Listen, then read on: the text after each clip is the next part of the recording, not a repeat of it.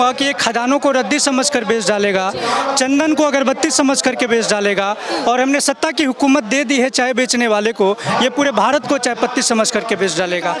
कि मैं भी चौकीदार, आज प्रधानमंत्री जी कह रहे हैं कि मैं भी ठेकेदार, देश के चंद पूंजीपतियों के ठेकेदार, इसीलिए कि रेल बेच दो, तेल बेच दो, भेल बेच दो, जो बोले उसे जेल भेज दो। सड़क से संसद तक आज इस देश के एक नौजवान ये जानना चाहता है कि प्रधानमंत्री जी आप ये बताइए कि हिंडनबर्ग की रिपोर्ट पर आप चुप क्यों हैं? निर्मला सीतारमण जी आप ये बताइए कि आप हिंडनबर्ग की रिपोर्ट पर चुप क्यों हैं? अडानी साहब के संबंधों पर आप चुप क्यों हैं? आज सवाल चेहरा की नहीं, सवाल चरित्र की है कि बढ़ा दिया, जी से गैस, डी से डीजल, पी से पेट्रोल, उन्होंने बढ़िया जीडीपी बढ़ा दिया।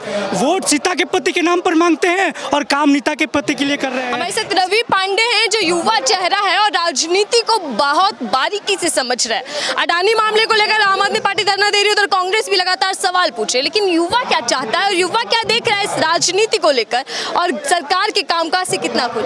सर, आप देख रहे हैं कि अडानी मामले को लेकर तो सरकार घिरी रही है, लेकिन सरकार चुप भी है। देखिए, मैं यही कहना चाहूँगा कि ये खदानों को रद्दी समझ कर बेच डालेगा, चंदन को अगरबत्ती समझ करके बेच डालेगा, और हमने सत्ता की हुकूमत दे दी है चाय बेचने वाले को, ये पूरे भारत को चाय पत्ती समझ करके बेच डालेगा।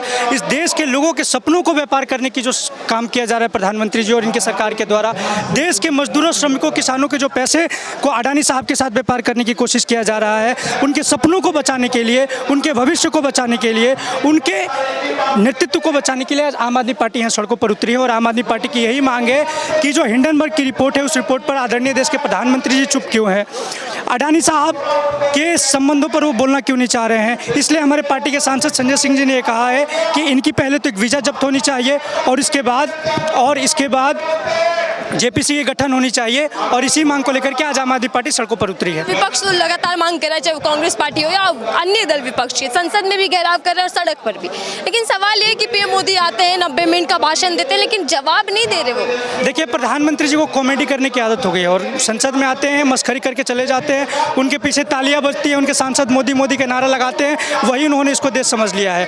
प्रधानमंत्री जी का एक ही नियत है कि रेल बेच दो, तेल बेच दो, भेल बेच दो, जो बोले उसे जेल भेज दो। सड़क से संसद तक आज इस देश के एक नौजवान ये जानना चाहता है कि प्रधानमंत्री जी आप ये बताइए कि हिंडनबर्ग की रिपोर्ट पर आप चुप क्यों हैं? निर्मला सीतारमण जी आप ये बताइए कि आप हिंडनबर्ग की रिपोर्ट पर चुप क्यों हैं? अडानी साहब के संबंधों पर आप चुप क्यों हैं? इसीलिए आज आम आदमी पार्टी इतना बड़ा आंदोलन कर रही है। अंग्रेजों की पॉलिसी थी डिवाइड एंड रूल, इनकी पॉलिसी है डाइवर्ट एंड रूल। ये तमाम मुद्दों पर हिंदू और मुसलमान, जाति और धर्म, अगड़ा पिछड़ा और अति पिछड़ों के साथ जो आपस में लोगों को लड़वाने का प्रयास कर रहे हैं, इन मुद्दों को ना भटकाए और सीधे सीधे जवाब दे कि जो आपने 2 करोड़ रोजगार का वादा किया था वो रोजगार कहाँ है? जो आपने कहा था कि हम महंगाई कंट्रोल में करेंगे, वो महंगाई की कंट्रोल कहाँ है? जो आपने कहा था कि हम भारत को विश्व गुरु बनाएंगे, भारत का हंगर इंडेक्स में हालात क्या है? भारत का ग्लोबल इंडेक्स में हालात क्या है? भारत का HDI रैंक क्या है? इन तमाम मुद्दों पर आप जवाब दें, आप मुद्दों को भटकाने का काम मत करें। आपने सुना नहीं, कह रहे पीएम मोदी मैं एक अकेला कितनों पे भारी हूँ, पता नहीं। तालियां भी पीटी गई सदन के अंदर। देखिए, तालियां तो नहीं पीटेंगे तो बहुत से लोगों का टिकट कट जाएगा, बहुत सारे लोग मंत्रिमंडल से बाहर हो जाएंगे, इसलिए तालियां पीटा जा रहा है। प्रधानमंत्री जी से किसी को कोई दिक्कत नहीं है।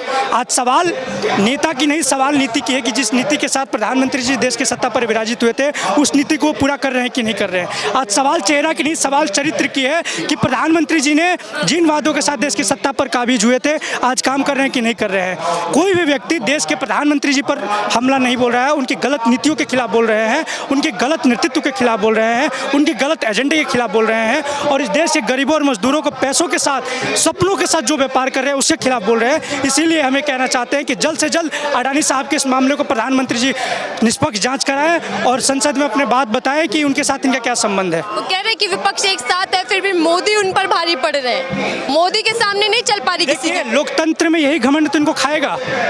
लोकतंत्र में जनता मालिक होती है और जनता तय करती है कि कौन नेता बनेगा और कौन सत्ता पर बैठेगा। प्रधानमंत्री जी को जो घमंड हो गया है कि हम 200 साल तक रहेंगे, 50 साल तक रहेंगे, साहिब एक बार समझ लीजिए, महापद्मनंद को भी यह घमंड था पटना की गद्दी पर। एक सामान्य व्यक्ति चाणक्य ने चंद्रगुप्त को उठा करके विश्व के सबसे बड़ी राजगद्दी का राजा बनाया था। रावण को भी घमंड था, एक बनवासी राम ने उनके घमंड को तोड़ दिया था। रावण को भी घमंड था, एक 23 वर्ष का नौजवान भगत सिंह ने, अशफाक उल्लाह खान ने, राम श्याम प्रसाद बिस्मिल्ले, बसंत कुमार विश्वास जैसे नौजवानों ने उनके घमंड को तोड़ा था।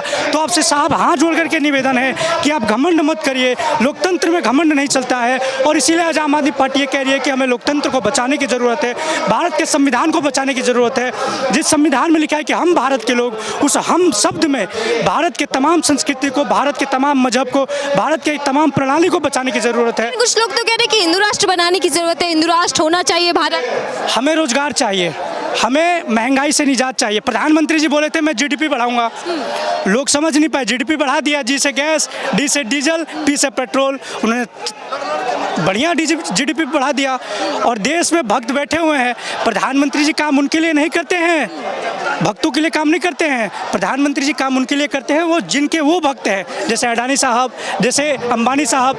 वोट सीता के पति के नाम पर मांगते हैं और काम नीता के पति के लिए कर रहे हैं। इसीलिए आज आम आदमी पार्टी कह रही है कि इस देश को बचाने की। सरकार के मंत्री जो कह रहे हैं ना कि कोई लेना देना नहीं हमारा इस मामले को।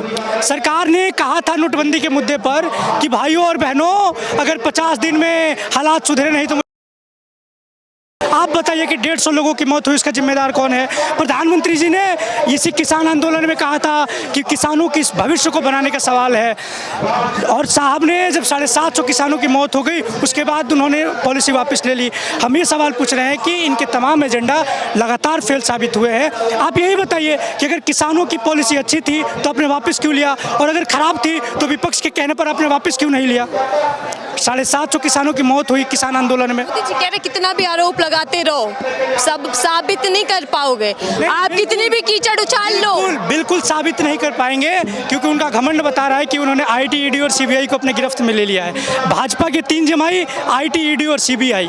जब जब इनको लगता है कि विपक्ष जनता की आवाज़ को बुलंद कर रही है, जब जब लगता है कि अरविंद केजरीवाल जनता की आवाज़ को बुलंद कर रहे हैं, वो शिक्षा की बात कर रहे हैं, वो स्वास्थ्य की बात कर रहे हैं, वो गरीबों और मजदूरों को बेहतर भविष्य देने की बात कर रहे हैं, तब तक प्रधानमंत्री जी को आईटी, ईडी और सीबीआई के माध्यम से आम आदमी पार्टी को कमजोर करने का प्रयास करते हैं। तो इसीलिए इनको पता है कि आईटी भी हमारे पास है, ईडी भी हमारे पास है, सीबीआई भी हमारे पास है, तो कोई विपक्ष क्या करेगा भाई? कितनी भी कीचड़ उछाल लो, कमल ही खिलेगा। पीएम मोदी ने खुद कहा सदन के अंदर। ये घमंड है उनका, ये घमंड है उनका, ये घमंड है।